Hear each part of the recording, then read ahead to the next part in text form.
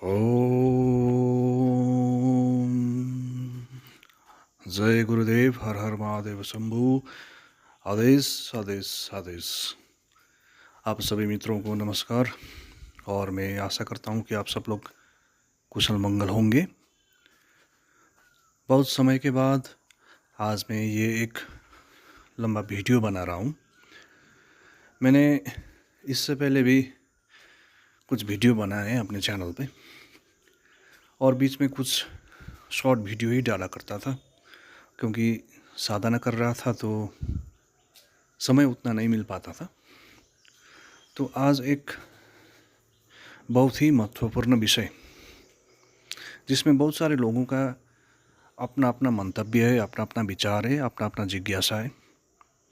इस विषय पर मैं अपना विचार, जो मुझे अपने गुरुओं से ज्ञान प्राप्त हुआ, जो ध्यान के माध्यम से मुझे ज्ञान प्राप्त हुआ, उसके चलते मैं कुछ चीज़ें यहाँ पर रख रहा हूँ।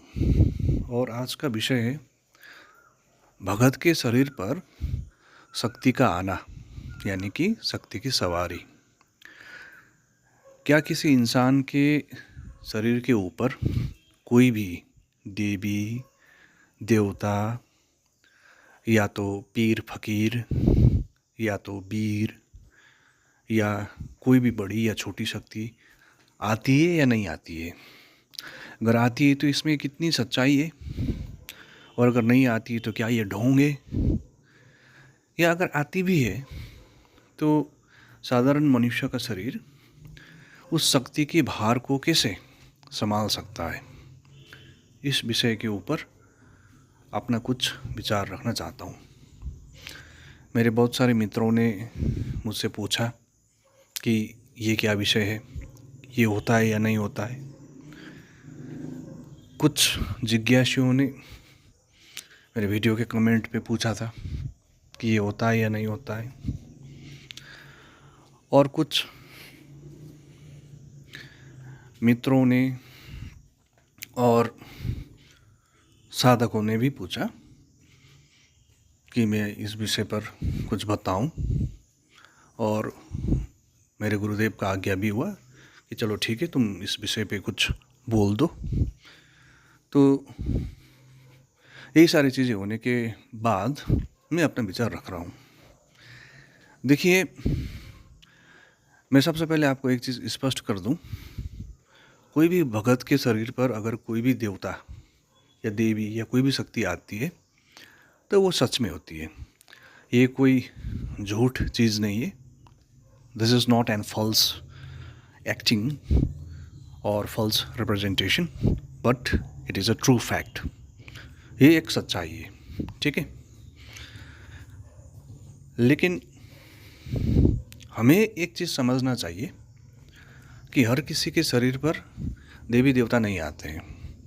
वो उन्हीं के शरीर पे आते हैं जिन्हें वो पसंद करते हैं, या वो चाहते हैं कि इस व्यक्ति के शरीर पे मैं आऊँ। उनकी इच्छा होती है, उनकी कृपा होती है, उनकी आशीर्वाद होता है। देवी देवताओं की इच्छा, कृपा और आशीर्वाद के कारण ही भगत के शरीर पर शक्ति आती है, ठीक है। लेकिन हर कोई इसे झेल नहीं सकता, हर कोई इसे बर्दाश्त नहीं कर सकता, और हर कोई इस ऊर्जा को धारण भी नहीं कर सकता।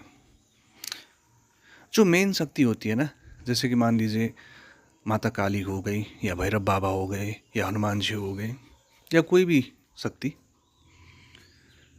उसका जो मूल रूप है, ओरिजिनल रूप, वो नहीं आती है।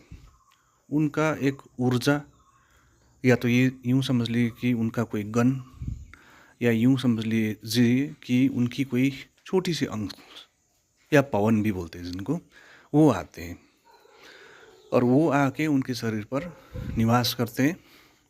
ये निवास कुछ स्पेसिफिक टाइम के लिए भी हो सकता है, या ये निवास परमानेंटली भी हो सकता है। आप सब जानते हैं कि हमारे शरीर पर 7 चक्र होते हैं, जो कुंडली में बताया गया है, जिसके बारे में सब लोग जानते हैं। मूलाधार चक्र, स्वादिष्टान चक्र, मणिपुर चक्र, अनाहत चक्र, विशुद्ध चक्र, आज्ञा चक्र और ऊपर सहस्रार चक्र, हालांकि कुछ और चक्र भी है। तो ये जो चक्र है ये ऊर्जा को रिसीव करने के लिए एक एनर्जी सेंटर होते हैं। तो उसी एनर्जी सेंटर के माध्यम से शक्तियाँ साधक के शरीर पे आती है। तो इसे आप इस तरह से समझ लीजिए कि जैसे मान लीजिए किसी भगत के शरीर पर माता काली की सवारी हो रही है, और वो भगत क्या करती है या वो क्या करता है, वो भगत चाहे लेडीज़ हो या जेंट्स हो, स्त्री पुरुष कोई भी भगत, छोटी उम्र का बड़ी उम्र का कोई भी भगत, उसमें क्या होता है कि जब भी ये शक्ति की सवारी होती है तो उसकी शरीर में सबसे पहले ताप बढ़ता है, उसका शरीर बहुत गर्म होता है।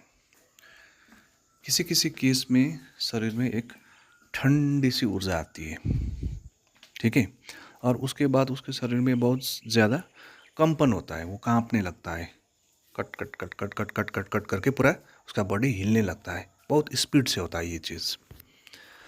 और उस वक्त उसकी जो चक्र है, उन चक्रों के माध्यम से देवी के एक शक्ति का, माँ भवानी कालिका की शक्ति का एक छोटा सा अंश, या तो गण के रूप में या तो ऊर्जा के रूप में उस साधक या भगत के शरीर पे प्रवेश करता है।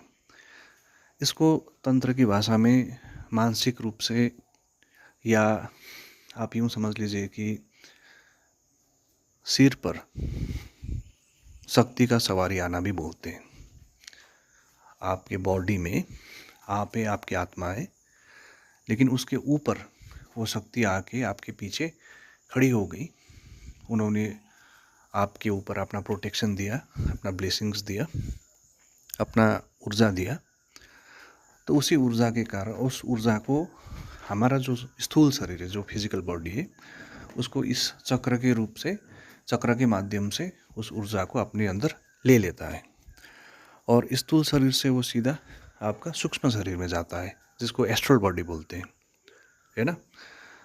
तो एस्ट्रल बॉडी पर ये विभिन्न चक्रों में उस ऊर्जा को जाने के बाद उनकी जो शक्ति होती है, उनकी जो प्रॉपर्टी होती है, वो साधक के ऊपर कुछ समय के लिए आ जाता है, उस वक्त के लिए, और वो सामने वाले व्यक्ति का भविष्यकाल, भूतकाल या वर्तमान काल के बारे में बता सकता है। उसकी क्या समस्या है, उसको कौन सी इथरल डिस्टर्बेंसेस उसके ऊपर है, क्या उसके ऊपर कोई ग्रह गोचर की बाधा है, या क्या उसके ऊपर कोई भूत प्रेत या कोई भी नकारात्मक शक्तियों का प्रभाव है, या क्या उसके ऊपर कोई, या किसी ने, किसी और भगत ने कोई और मनसा से, कुछ और इरादा से कोई छेड़खानी तो नहीं की उसके शरीर के ऊपर, किसी ने कोई शक्ति वक्ति शमशान से उठाकर या खाने पीने की वस्तुओं में मंत्र वंत्र करके टोटका करके उसके अगेंस्ट में भेज तो नहीं दिया है। ये सारी चीज़ों का पता लगा सकता है, ठीक है। और पता लगाना ही नहीं, उसकी क्या इलाज है, उसकी क्या उपकार है, उसको ठीक कैसे किया जाए, ये विधि भी उसको आती है। और आने के बाद वो अपनी शक्ति की प्रयोग से, अपनी ऊर्जा की प्रयोग से, जो शक्ति उस भगत के शरीर पे आई है, उसी का प्रयोग करके उन नकारात्मक चीज़ों को हटा भी सकता है। लेकिन इसमें एक चीज़ ये है कि अगर कोई सामने वाला मरीज़ बैठा हुआ है, उसके शरीर पर मान लीजिए कोई चीज़ है, भूत प्रेत है, जिन है, चुड़ैल है, मशान है, XYZ जो भी चीज़ है, और जो भगत या साधक के शरीर पर जो उसका ट्रीटमेंट कर रहा है, ठीक है, उसके पास जो शक्ति आई है, साधक के पास में आई हुई शक्ति सामने वाले मरीज की शक्ति से पावरफुल होना ज़रूरी है। वरना वो सामने वाली शक्ति, जो मरीज के अंदर में शक्ति है, वो उल्टा पुल्टा आंसर दे देती है, झूठ भी बोलती है कि मैं, अगर भूत आया तो बोल देती है कि मैं नहीं, इसका ये हूँ वो हूँ। तो इस तरीके से उसके शरीर पर आना ही नहीं, लेकिन वो आने के बावजूद भी कई बार पता नहीं चलता है कि मरीज के अंदर में क्या है, ये चीज़ें होती है।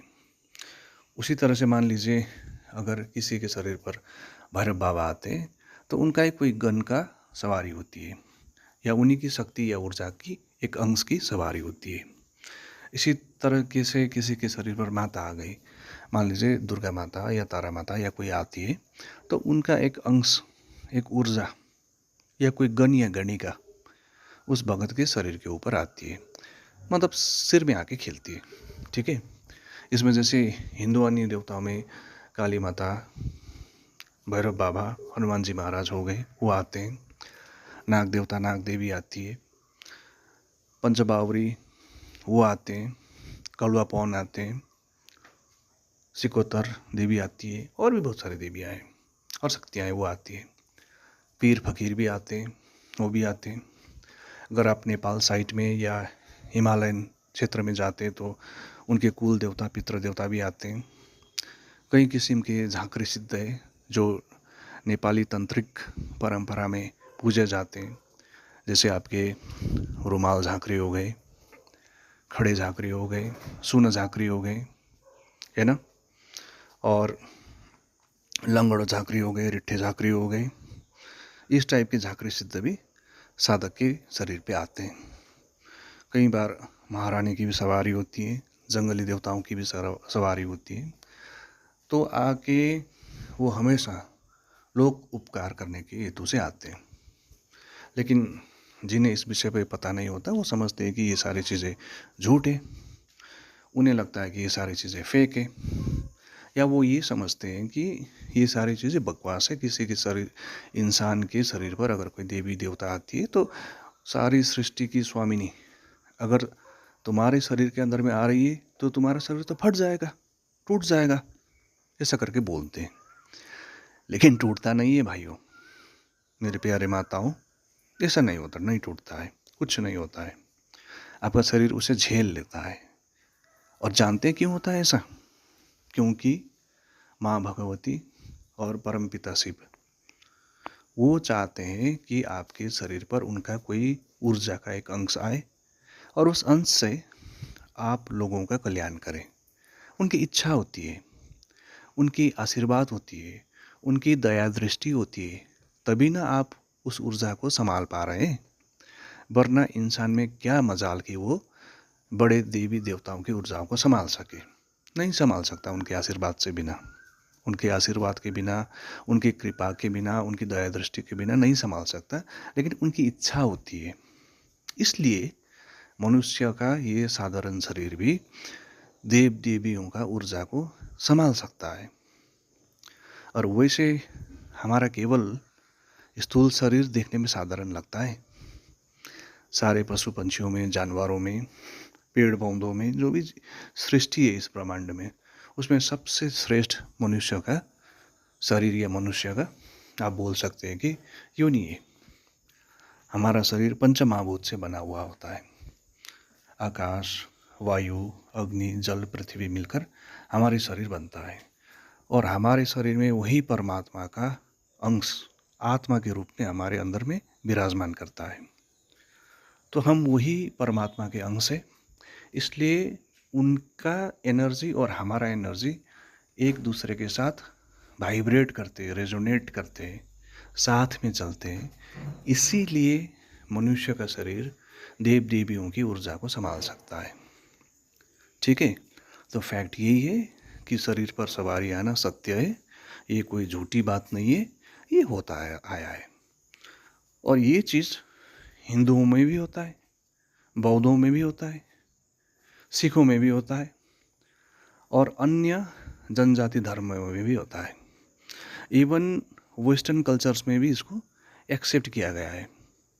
आप साउथ अफ्रीका या Africa, South America, North America, Europe, Siberia या even Indonesia, even China, Japan, Korea, Russia, इन अगर जगहों पे जाएंगे, पुराने ऑस्ट्रेलिया और न्यूजीलैंड की जगहों पे जाएंगे, तो वहाँ की जो कल्चर है, संस्कृति है, वहाँ पर भी वहाँ के जो देवी देवता है, शक्तियाँ हैं, उस जगह के साधक भगत के शरीर के ऊपर टाइम टू टाइम आती रही है, आती रही थी, आती रही है और भविष्य में भी आती रहेंगी। तो इसके ऊपर कोई भी संचय ना करें, ठीक है। आप सभी को नमस्कार। आदेश आदेश। हर हर महादेव शंभु। जय गुरु।